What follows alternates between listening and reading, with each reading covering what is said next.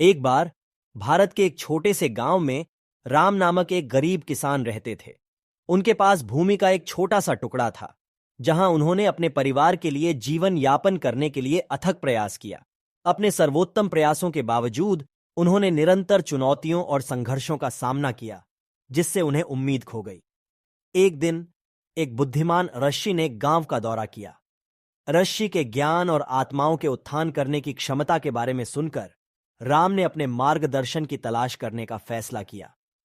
उन्होंने ऋषि से संपर्क किया और अपनी परेशानियों को साझा किया और उन्हें जीवन की कठिनाइयों से कैसे पराजित किया गया। ऋषि ने ध्यान से सुना और राम पर गर्मजोशी से मुस्कुराया। उन्होंने कहा, मेरे दोस्त, मैं आपके संघर्षों को समझता हूं, लेकिन मैं आपको एक कहानी बताता हूं।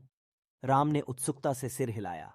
ऋषि के शब्दों में एकांत और प्रेरणा खोजने की उम्मीद की। एक बार एक छोटा बीज था, ऋषि शुरू हुआ। यह एक विशाल रेगिस्तान के बीच में जमीन पर गिर गया। यह एक बंजर भूमि थी, जीवन से रहित, और बीज को अस्तित्व के लिए जबरदस्त बाधाओं का सामना करना पड़ा। हालांकि ऋषि ने जारी रखा। बीज ने हार नहीं मानी। इसने खुद को मिट्टी में गहराई से दबा दिया। कठोर परिस्थितियों में भी ताकत और पोषण पाया। इसने शुष्क और शुष्क जमीन के माध्यम से धक्का दिया, झुलसाने वाले सूरज का सामना किया, और साथ हर बाधा यह मजबूत हो गया। कुछ समय के बाद ऋषि ने जारी रखा। एक छोटा अंकुर जमीन से निकला, सूरज की रोशनी के लिए बाहर पहुंच गया। स्प्राउट को तेज हवाओं का सामना करना पड़ा, लेकिन टूटने के बजाय झुकना और अनुकूलन करना सीख गया। यह एक छोटे से सपलिंग में बढ़ गया, रेगिस्तान में शरण लेने वाले छोटे जीवों को आश्रय प्रदान करना। जैसे जैसे साल बीतते गए, ऋषि ने कहा, सपलिंग एक राजसी पेड़ में बदल गया, जो लंबा और मजबूत खड़ा था। इसकी जड़ें चौड़ी और गहरी फैल गईं, बंजर भूमि को एक साथ पकड़े हुए। पक्षियों ने अपनी शाखाओं पर अपने घोंसले का निर्माण किया और जानवरों को छाया और छाया पाया गया। इसके पत्ते के नीचे संरक्षण।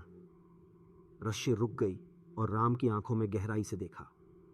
मेरे प्यारे दोस्त, उन्होंने कहा, उस छोटे बीज की तरह आपके पास आपके द्वारा सामना की जाने वाली चुनौतियों को दूर करने की शक्ति है।